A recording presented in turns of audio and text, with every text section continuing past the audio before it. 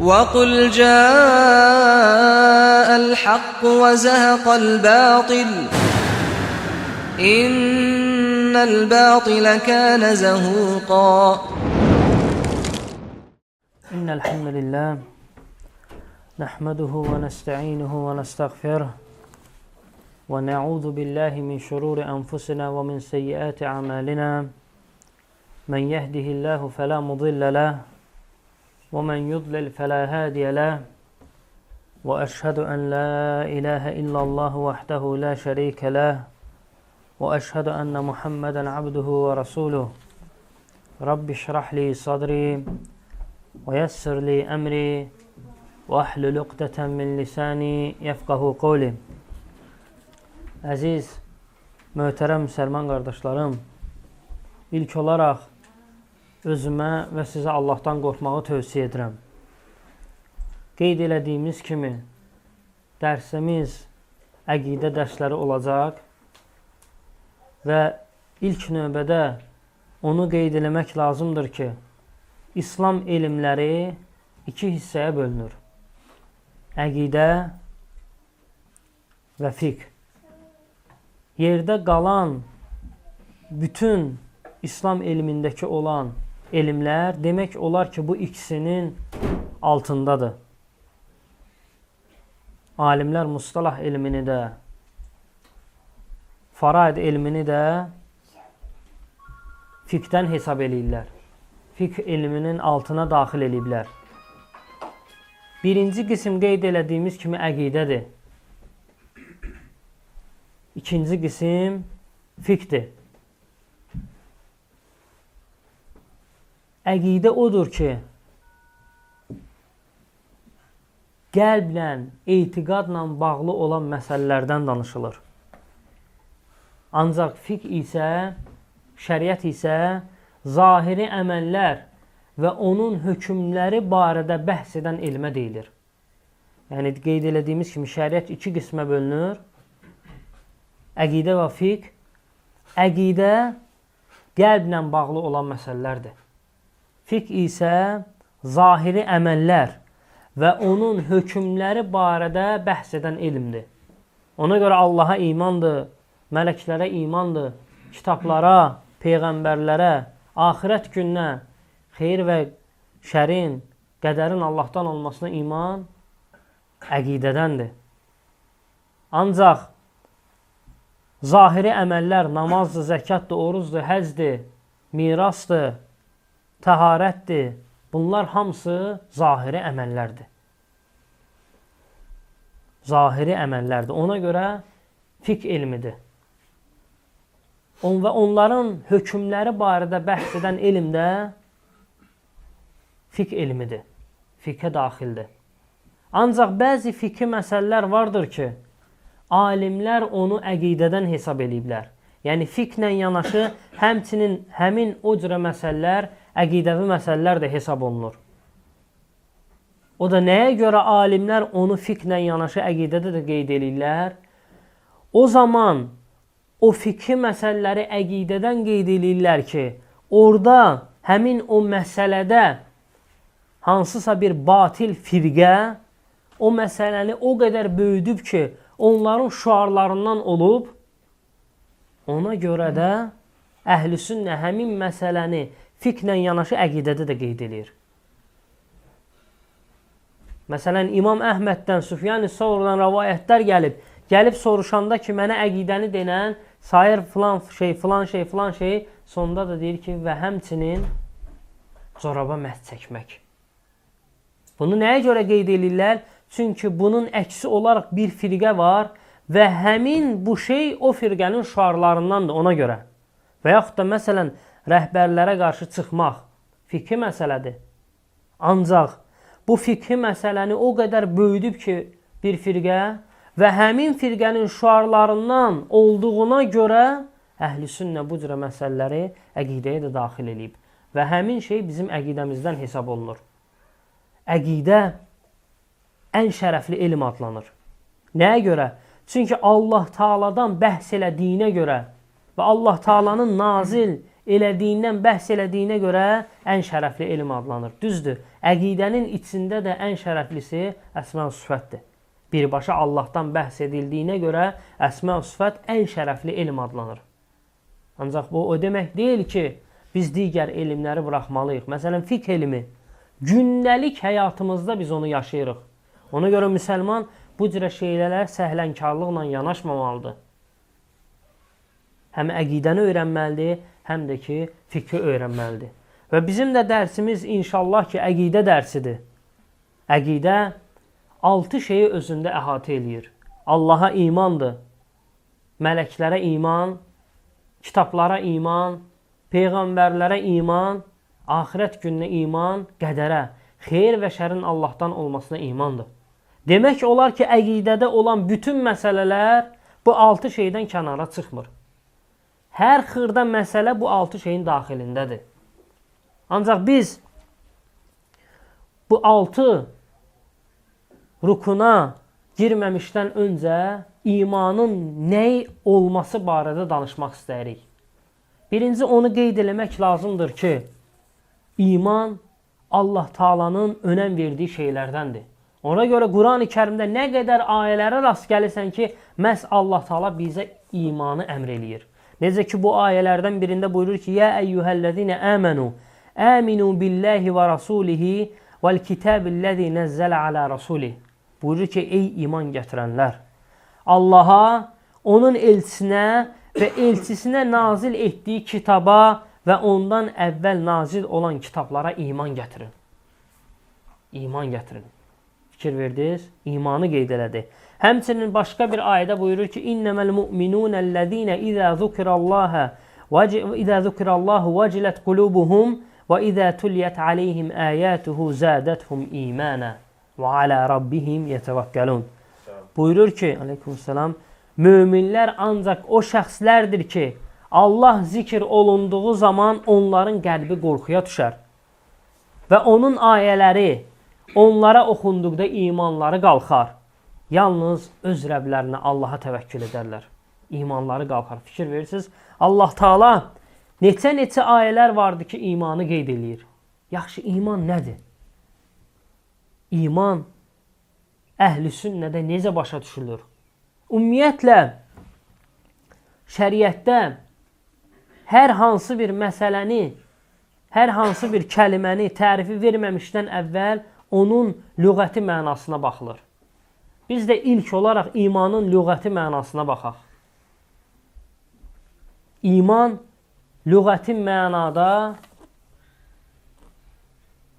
təsdiq, bəzi rəylərdə iqrar, bəzilərdə də təsdiq və iqrar mənasını verir. Demək, 3 dənə rəy var. Birinci rəy odur ki, iman lüğəti mənada təsdiq mənasını verir. İkinci mənanı verən var ki, iqrar mənasını verir. Necə ki, Şeyxülislam İbn Teymiyyə rahmehullah buyurur. Bəzi alimlər də qeyd edir ki, həm iman və onunla yanaşı da iman həm təsdiq və onunla yanaşı da iqrar mənasını verir. Yəni, iman demək təsdiq və iqrardır. Tək təsdiq yox, onunla yanaşı hökmən iqrar olmalıdır. Yəni, təkcə təsdiq demək kifayət eləmir. Ancaq yenə də kimsə gəlib desə ki, iman lüğəti mənada təsdiqdir və biz də bunu bu cürə qəbul eləyirik, yox. Biz ona cavab veririk ki, bütün kəlmələrə baxırsan, ərəb dilində görürsən ki, alimlər ona həm lüğəti mənasını qeyd edirlər, həm də islahi mənasını qeyd edirlər. Ona görə də nə qədər kəlmələr vardır ki, və bu elə kəlmələr də çoxdur, şəri məna verdikdə alimlər ona görürsən ki, lüğəti mənasından fərqli mənanı verirlər. Necə ki, məsələn, salə əslində dua deməkdir. Ancaq biz onu namaz kimi işlədirik. Ona görə lüğəti məna bizi heç vaxt çaşdırmamalıdır. Demək, lüğəti mənada iman həm təsdiq və həmçinin də iqrardır. Çünki təsdiq özü özlüyündə tam mənanı əhatə eləmir. Lüğəti şəri mənada isə iman odur ki, dillə deyəsən, əməli ilə onu göstərəsən, qəlbinlə də onu təsdiq eləyəsən. Bu əhl-i sünnə vəl cəmaanın imana verdiyi tərifdir. Qəlblə demək, dillə demək, qəlblə təsdiq eləmək, dillə demək və əməllə o şeyi göstərməkdir. 3 dənə şeydir. Bu əhl-i sünnə vəl cəmaanın həmçinin düzgün məhz tərif də elə budur. İman, dillə demək, əməllə göstərmək, qəlblə təsdiq eləməkdir. 3 şeydir. Düzdür. Bu təriflə kifayətlənmirik. Bunun ardında bir dənə də kəlmə var. Onu sonra qeyd eləyəcəyik. Ancaq bir şeyə toxunmaq istəyirik ki, ola bilər, xüsusən də ərəb dili bilən qardaşlarımız gedər, ərəb dilində olan kitabları oxuyar, xüsusən də keçmiş alimlərin kitablarını oxuyar ki, və belə bir şeyə rast gələrlər ki, iman söz və əməldir. Yəni 2 şey qeyd olunur. Yenə də qardaşlarım, bu sizi çaşdırmasın. O alimlər ki, imanı söz və əməldə qeyd eləyiblər, adlandırıblar, yenə də onlar bu 3 şeyi nəzərdə tuturlar. Məsələn, onların başında gələn Şeyxülislam İbn Teymiyyə.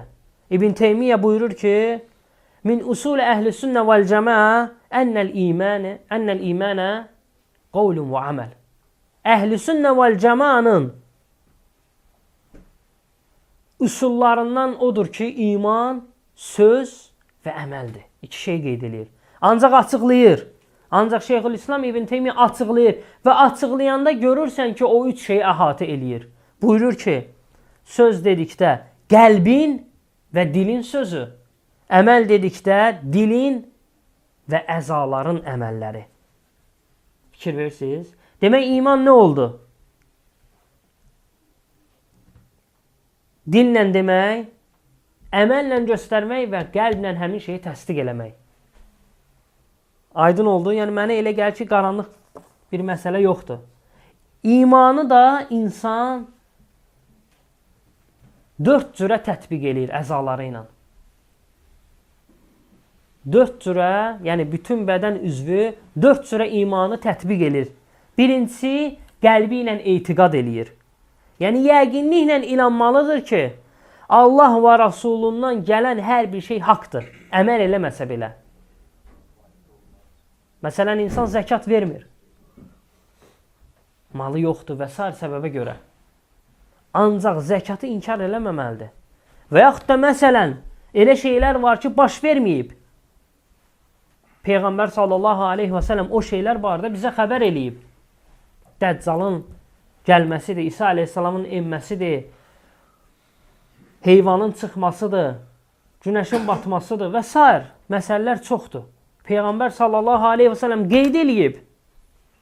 Ancaq o şeyləri biz də görməmişik. Yenə də iyi müsəlman qəlbi ilə bu cürə şeyləri tərəddüd etmədən nə etməlidir? Qəbul eləməlidir.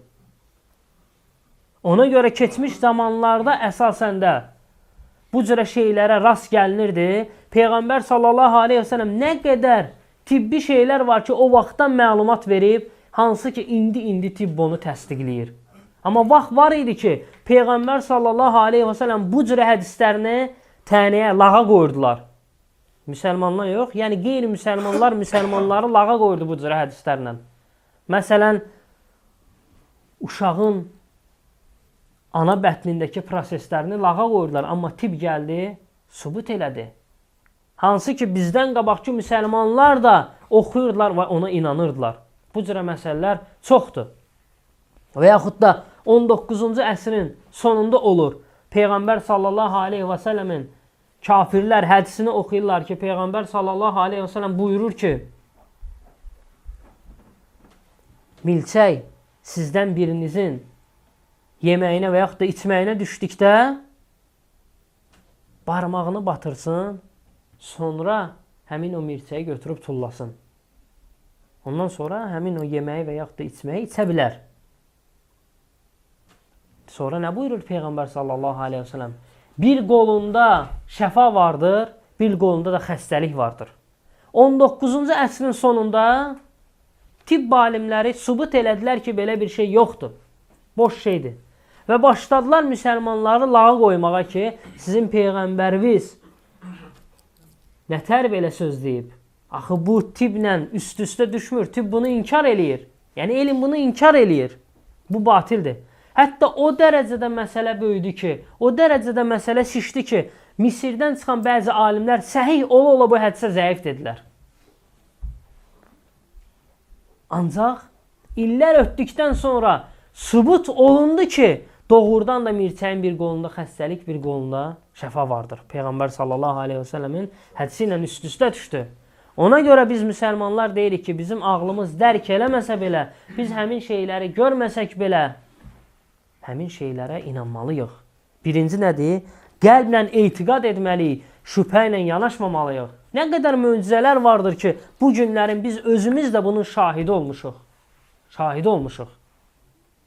Peyğəmbər sallallahu aleyhi və səlləm bizə su içdikdə oturmağı əmr eləyir.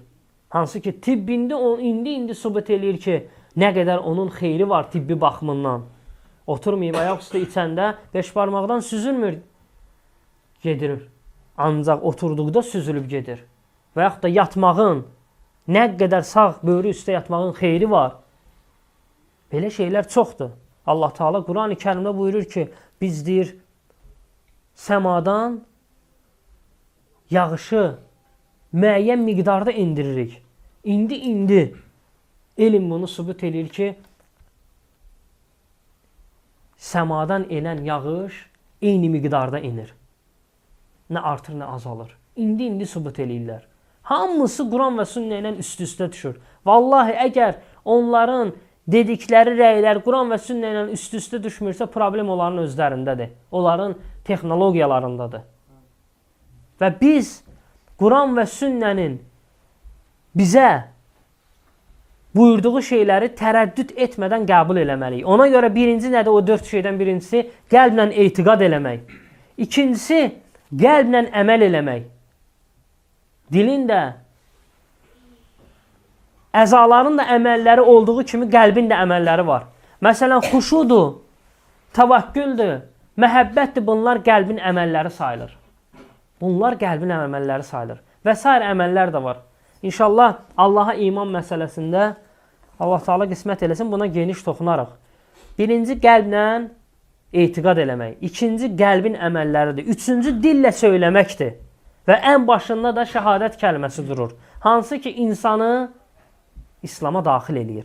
Şəhadət kəlməsi. Ondan sonra da bütün zikirlərdir. Allahı yad eləmə və sair hamısı dillə söyləmək. Yəni dilin əməllərinə girir. Dördüncüsü əzaların əməlləridir. Yəni zahiri əməllər, namazdır, zəkatdır, oruzdur, qurbandır və s. hamısı dördüncü əməllərdir. Hansı ki, əzaların əməlləridir. Demək, birinci nə oldu? Qəlblə etiqad eləmək. İkinci, qəlbin əməlləri. Üçüncü, dilin əməlləri, yəni dillə söyləmək. Dördüncüsü də əzaların əməlləridir. Yəni, müsəlman bu şeyləri bilməlidir və imanını gücləşdirməlidir. Yəni, iman əsasdır. İman ağacın kötüyüdür. Ona görə insan kötüyünü möhkəm qurmalıdır. Möhkəm qurduqda ondan sonra da onun tutduğu yol inşallah ki düz olacaq. Yox, elə kökü xarab olduqda görürsən ki sonradan da azmalar həmin insan üçün çox asan olur. Və biz Əhl-i Sünnə vəl Cəmaənin əqidəsinə görə əməlləri imandan hesab edirik. Necə ki, bayaq qeyd elədiyimiz kimi iman dillə demək, qəlblə təsdiq eləmək və əməllə onu göstərməkdir. Əməllə göstərmək imandandır və biz də onu deyirik. Biz demirik ki, əməl imandan deyil. Əməl imandandır. Buna da Quran-ı Kərimdə dəlillər var.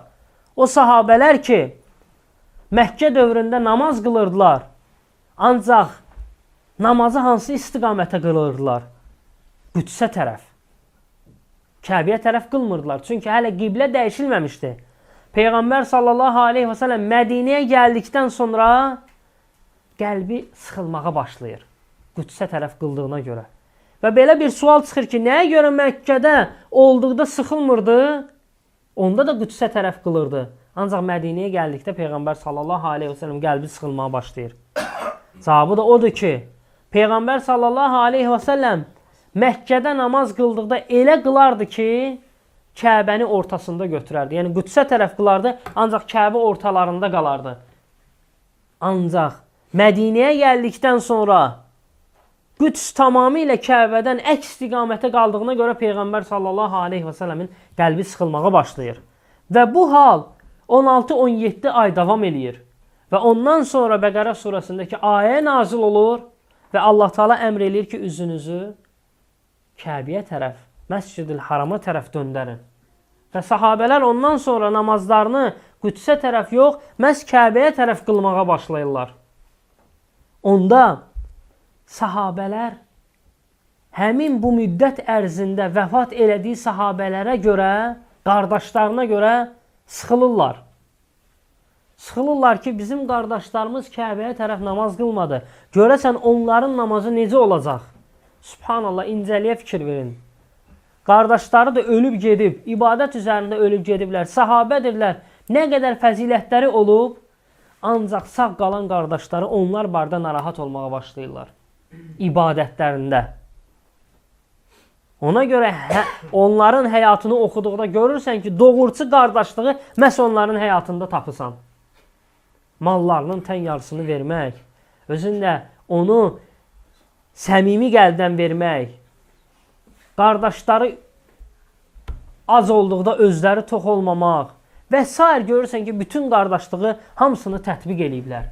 Və eləcə də bu məsələyə görə də qardaşlarının namazlarına görə qəlbləri sıxılmağa başlayır. Ki, bizim qardaşlarımızın görəsən namazları necə olacaq? Allah Teala onları qəbul eləyir ya yox. Subhanallah. Məhz bu da sələfin, sahabələrin metodundan idi ki, onlar əməl barədə yox, əməlin qəbul olması barədə düşünərdilər. Ancaq bu günlərin biz müsəlmanlar o qədər zəifləmişik ki, ancaq əməl barədə düşünürük. Namazdır, qıldım, yola verdim, getdi. Yox, elə olmamalıdır. Əməlin qəbul olması barədə insan düşünməlidir. Əsl mömin əməlin qəbul olmasını düşünməlidir. Ona görə sələflər Ramazan ayı bitdikdən 6 ay sonra dayanmadan dua edirdilər ki, Allah Teala onlardan bu Ramazanı, bu qiyamı, bu orucu qəbul eləsin. Əməlin qəbul olması barədə düşünərdilər. Və xüsusən də görürsünüz, sahabələr öz qardaşlarını düşünərdilər. Və Allah Teala da ayə nazil endirir. Allah Teala'nın nazil endirdiyi ayə fikir verin. Allah Teala buyurur ki, وَمَا كَانَ اللّٰهُ لِيُضِيعَ اِيمَانَكُمْ Allah Teala sizin imanınızı puç eləməz, əvəzsiz buraxmaz. Demədi sizin namazınızı, deyil sizin imanınızı. Fikir verdiniz, Allah Teala namazı iman adlandırır. Tək namaz yox, bura bütün əməllər girir. Bütün əməllər imandandır. Ona görə Peyğəmbər sallallahu aleyhi və səlləm hədis-i şərifində buyurur ki, imanın 60 neçə, bəzi hədisdə də 70 neçə şöbəsi var, həya da imandandır. Başqa bir ləfsdə də deyir ki, insanlara əziyyət verən, yolda olan daşı götürmək də imandandır. Bunu tək namaza şamil eləmək lazım deyil. Yəni, bütün xeyir əməllər, ibadətlər imandandır.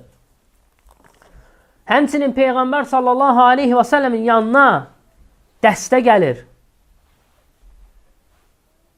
Peyğəmbər sallallahu aleyhi və səlləmdən nəsiyyət istəyirlər. Peyğəmbər sallallahu aleyhi və səlləm buyurur ki, əmurukum bil iman. Sizə imanı əmr eləyirəm. Sonra buyurur ki, bilirsinizmi iman nədir? Onlar deyir, Allah və Rasulü daha yaxşı bilər. Peyğəmbər sallallahu aleyhi və səlləm buyurur ki, la ilahə illallah, namaz qılmaq, zəkat vermək, qənimətdən 5/1 Beytülmala verməkdir.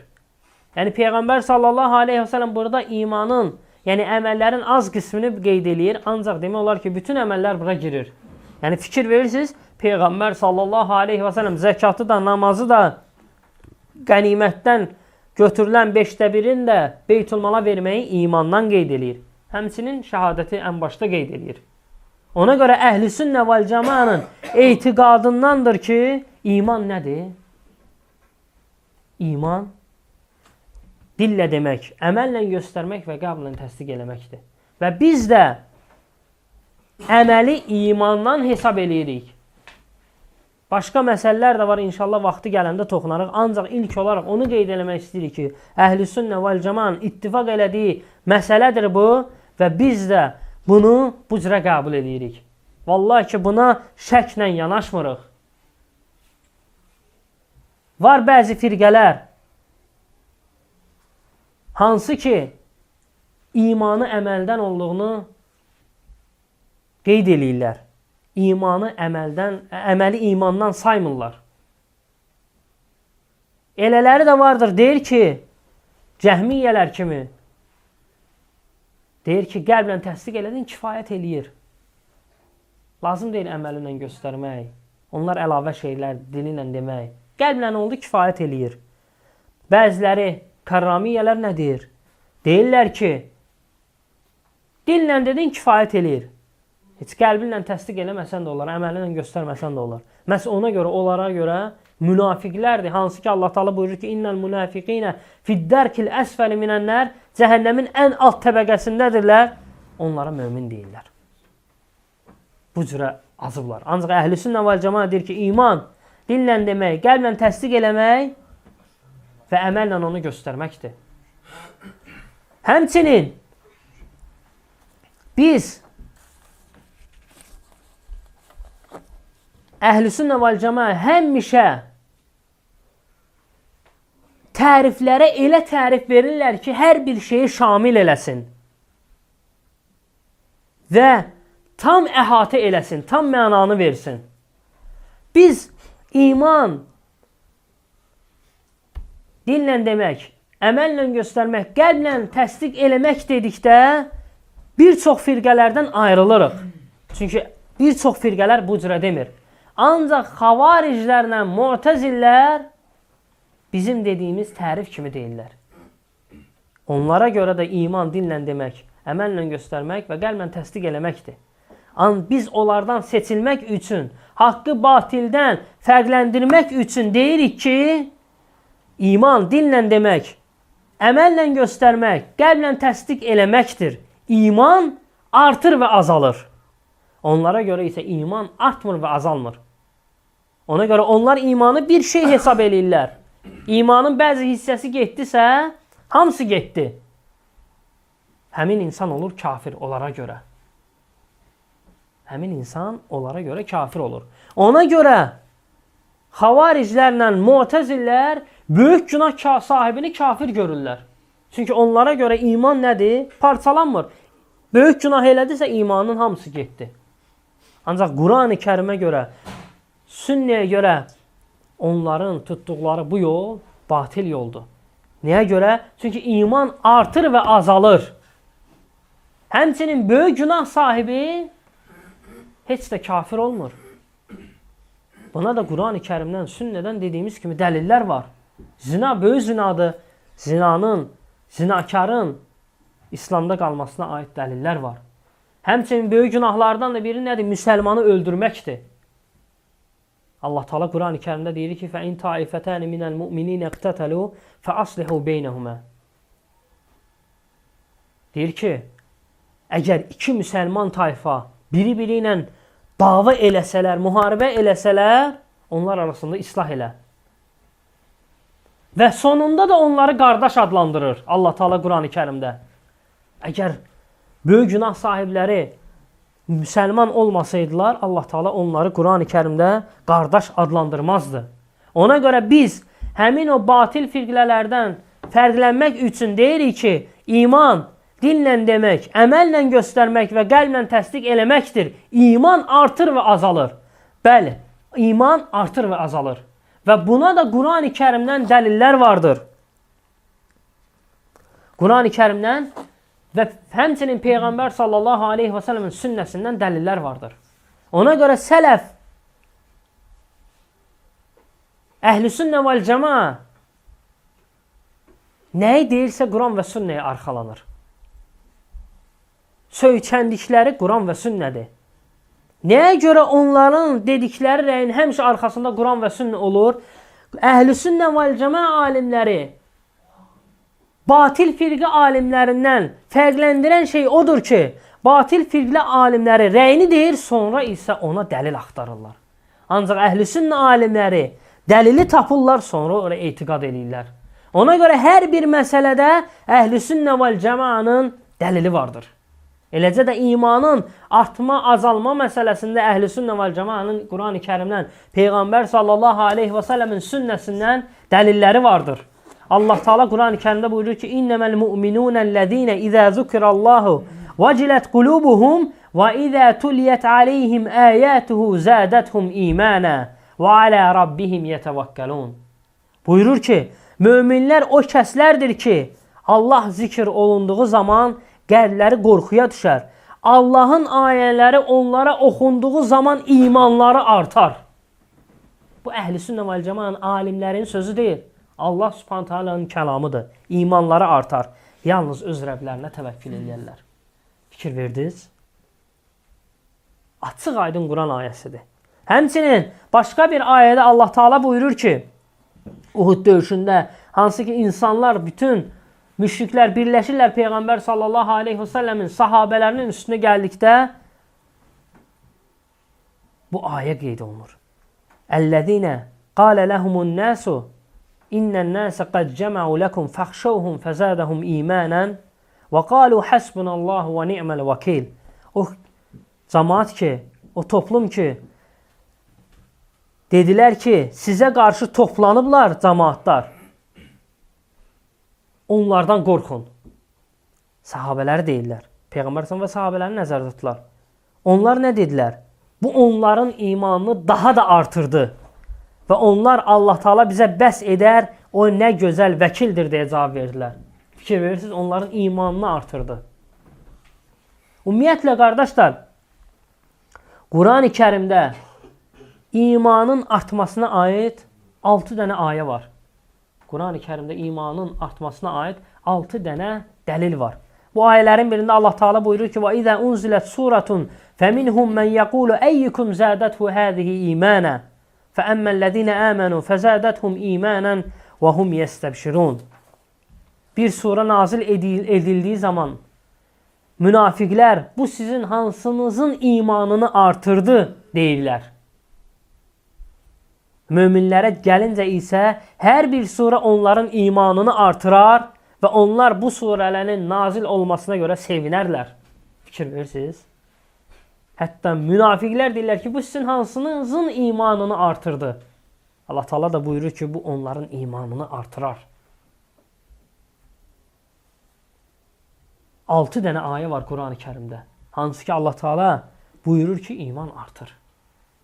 Həmçinin imanın azalmasına aid də dəlillər var. Birini qeyd eləmək kifayətdir. Peyğəmbər sallallahu aleyhi və səlləm buyurur ki, mən dinləri və ağılları naqis olsa da güclü kişilərin ağıllarını başdan alan sizi kimlərini görmədim. Peyğəmbər sallallahu aleyhi və səlləm qadınlara xitab eləyir. Buyurur ki, mən dinləri, qadınları deyir, dinləri və ağılları naqis olsa da güclü kişilərin ağıllarını başdan alan sizi kimisini görmədim. Peyğəmbər sallallahu aleyhi ve sellem qadınlara xitab edərək buyurur ki, dinləri və ağılları nədir? Naqisdir. Yəni azalır. Dinləri necə? İstər-istəməz imanları düşür. Nə zaman? Qadın bəzi hallarda namaz qılmır. Qadın bəzi hallarda oruç tutmur. Və bu da onun imanını salır. İstər-istəməz. Qadın həmin anlarda imanı zəifləyir. İstər-istəməz Allahdan biraz uzaqlaşır. Yadınıza gəlir ki, keçən dərslərimizdə qeyd elədik ki, namaz, ümumiyyətlə ibadətin özü Allahla bağlı olan əlaqədir. Nə qədər o əlaqə gücləşirsə insanın imanı bir o qədər artır, günahlara getmir. Ona görə Allah Teala Quran-ı Kərimdə buyurur ki, İnnə salətə tənhə anil fəhşəi vəl munkar. Namaz sizi pis və murdar işlərdən çəkindirir. Və qeyd elədik ki, insan heç vaxt namaz qılıb gedib həmən günah eləmir. Bir müddətdən sonra yer günah eləyir. Namaz onu qoruyur. Ona görə və dedik ki, alimlərdən də eləsi vardır ki, deyir ki, əgər o yerlərə getmirsən ki, orada fitnə fəsad çoxdur, onda namazı 3 dəfə yox, 5 dəfə qıl. Nəyə görə? Allahla aranda olan bağlılıq çox olsun. Ona görə imanın düşməsin, ona görə. Və qadın da istər-istəməz həmin bu cür hallarda imanı düşür. Quran oxumağı da zəifləyir və başqa ibadətləri də zəifləyir. İllə mən kimlər istisnadır? Allahın rəhm elədiklərindən başqa. Həmçinin Peyğəmbər sallallahu aleyhi və səlləm buyurur ki, ağılları da nədir? Naqisdir. Ağılları nədir? Naqisdir. Doğrudan da belədir. Yəni, bunu çox qadın qəbul eləməsə də, bu Allahın yaratdığıdır. Allah Teala özü Nisə surəsində deyir ki, qadınlar kişilərdən zəifdirlər. Kişilər qadınlardan güclüdürlər. Hər tərəfdən güclüdürlər. Eləcə də ağıl tərəfdən. Ona görə iki qadının şəhadəti bir kişinin şəhadətinə bərabərdir. Həmçinin indi elmin sübut elədiyi əsaslardan da biri odur ki, kişi danışa-danışa fikirləşə bilir. Danışa-danışa fikirləşə bilir. Ancaq qadın danışa-danışa fikirləşə bilmir. Ya fikirləşir, ya danışır. Yəni, ikisini də eyni zamanda eləyə bilmir. Yəni, Allah Teala bu xisləti onlara verməyib. Yəni, hansısa bir məsələni versən bir oğlana, deyəsən ki, mənim sözlərimə qulaq as və həmin məsələni də beynində elə, mən sözümü qutarandan sonra sözlərim yadında qalsın və məsələnin də zabını deyə biləcək. Ancaq qadına məsələni versən və deyəsən ki, mənim sözümə qulaq as, qulaq assa məsələyə cavab verə bilməyəcək. Yəni, fikirləşə bilməyəcək. Ona görə də məhz Qasas surəsində o Musa Peyğəmbər ki, gəlir Şueybin qızları ilə görüşür, sonra Şueybin qızları geri atasına deyir, ataları onlara necə müraciət eləyir? Bir qızına deyir, sən danış, o biri qızına da deyir, sən fikirləş. Görün, şəriət neçə əsr bundan qabaq nazil olub. İndi tibb bunu sübut eləyir. Hansı ki, onların indi sübut elədiyi şeylər vaxtı ilə insanların dərk eləyə bilməyəcəyi şeylər idi. Hansı ki, indi elm onu təsdiqləyir. Hələ elm nə qədər Quran və sünnənin qabağında acizdir. Nə qədər məsələlər vardır ki, hələ də bu gündə dünyavi elmə görə öz əksini tapmayıb. Vaxt gələcək, necə bu günlərin bizə belə şeylər sevindirici gəlirsə və nə qədər məsələlər qaranlıq qalırsa, gələcəkdə o məsələlər də Allahın izni ilə açılacaq və onda da həmin o müsəlmanlar daha da fərəhlənəcəklər. Çünki vallahi biz bu cürə şeylərə şəkk eləmədən yanaşırıq və Quran və sünnədə nə gəlibsə biz ona tərəddüd etmədən inanırıq. Ona görə qardaşlar, Quran və sünnəyə nəzər yetirdikdə görürük ki, iman nədir? Dillə demək, əməllə göstərmək və qəlblə onu təsdiq eləmək və dedik ki, bir dənə də qeyd eləyirik, mütləq. İman artır və azalır. Biz imana bu tərifi verdikdə bütün batil firqələrdən fərqlənirik. Və dediyimiz bu tərifdə olan hər bir şeyə aid dəlillər kifayət qədərdir. Kifayət qədərdir. Yəni, Əhlüsünnə vəl Cəmaə danışanda havadan danışmır. İmanın nə olduğunu bildik. İman özü 6 dirək üzərində qurulmuşdur. Və müsəlman imanın 6 şərtinə iman gətirməyincəyə qədər iman etmiş olmur. Yarhamkallah. Hər bir insan müsəlman olmaq istəyirsə imanın bu 6 şərtini təsdiq eləməlidir. Onda həqiqi mömin olmuş olur. Yoxsa eləmədiyi təqdirdə mömin olmur, müsəlman olmur, iman gətirmiş olmur. Ona görə kimə ki imanın bu 6 şərti ümumi formada çatıbsa, ümumi formada da iman gətirməlidir. Yox, geniş təfərrüatı ilə bilirsə, elə o cürə də iman gətirməlidir. Məsələn, kimsə gəlib deyə bilməz ki, mən mələklərə inanıram, ancaq Cəbrailə inanmıram, onu qəbul edəmirəm. Onda deyirik ki, sən imanın bir şərti olan mələklərə imanı inkar eləmirsən. Mələklərə imanı inkar eləməklə bütün imanı inkar eləyirsən. Və beləcə də sən müsəlman olmursan. İnsan imanın 6 şərtini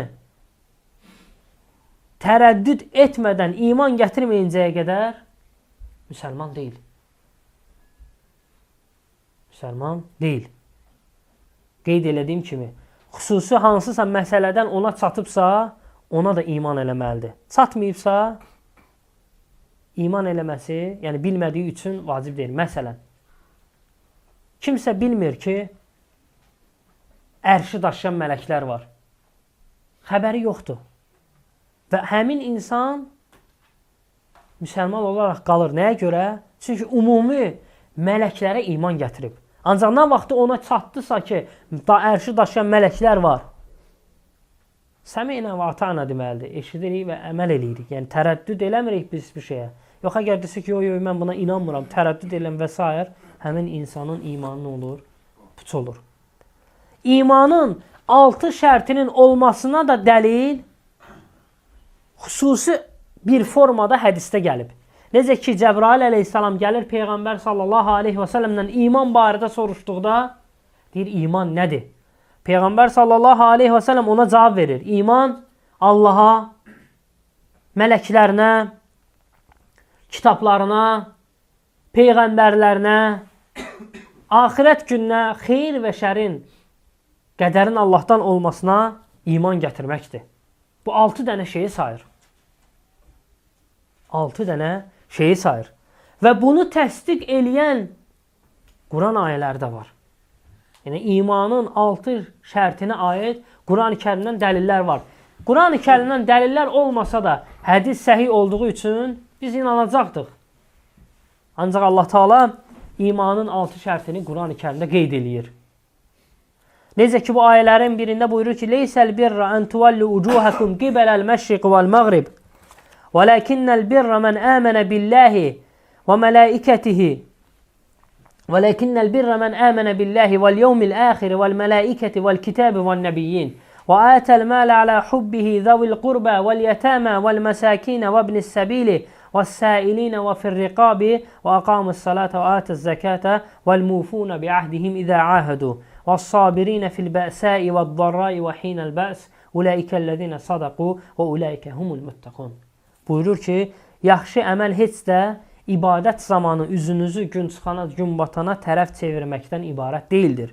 Yaxşı əməl sahibi əslində Allaha, axirət gününə, mələklərə, kitablara, peyğəmbərlərə inanan. Allah yolunda malını qohum əqrabaya, yetimlərə, yoxsullara, müsafirlərə, dilənçilərə və qulların azad olunmasına sərf eləyən, namaz qılıb zəkat verən kimsələrdir. Eləcə də əhdə elədikdə, əhdinə sadiq qalanlar, xəstələndikdə, yəni çətinliyə düşdükdə, darda olduqda və cihad zamanı səbr edənlərdir. İmanlarında, sözlərində və əməllərində doğru olanlardır, müttəqilər də məhz onlardır. Fikir verdiniz, imanın 5 şərtini Allah Teala Quran-ı Kərim bu ayəsində zikr eləyir. Həmçinin başqa bir ayədə buyurur ki, Əmənən Rasulü bimə unzilə ileyhi min Rabbihi vəl-mu'minun. Kullun əmənə billahi və mələikətihi və kutubihi və rusulihi və lə nüfərriqu beynə əhədin min rusulih və qalu səmi'nə və ata'nə qufranəkə Rabbənə və ileykəl masir. Buyurur ki, Peyğəmbər Rəbbi tərəfindən nazil olana, yəni Qurana inanmış və möminlər də iman gətirmişlərdir. Onların hamısı Allaha, onun mələklərinə, peyğəmbərlərinə iman gətirirlər və deyirlər, biz onun peyğəmbərləri arasında heç bir fərq qoymuruq, Allahın hökmlərini eşitdik və ona itaət etdik. Ey Rəbbimiz, bizi bağışla və biz sənin dərgahına qayıdacağıq. Fikir verdiniz, burada da imanın 4 şərtini saydı. Allah Taala bundan yuxarıdakı bayaq qeyd elədiyimiz ayədə imanın 5 şərtini sayır və Qəmər surəsinin 49-cu ayəsində də imanın 6-cı şərtini, qədəri imanı sayır. Buyurur ki, İnnə kullə şeyin xaləqnəhu bi qadar.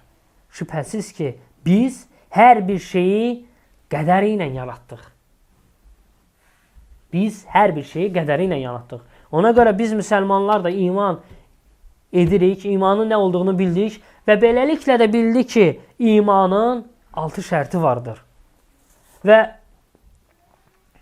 inşallah ki, gələn dərslərimizdə imanın rukunlarını Allahın izni Allah Taala müvəffəq eləsin.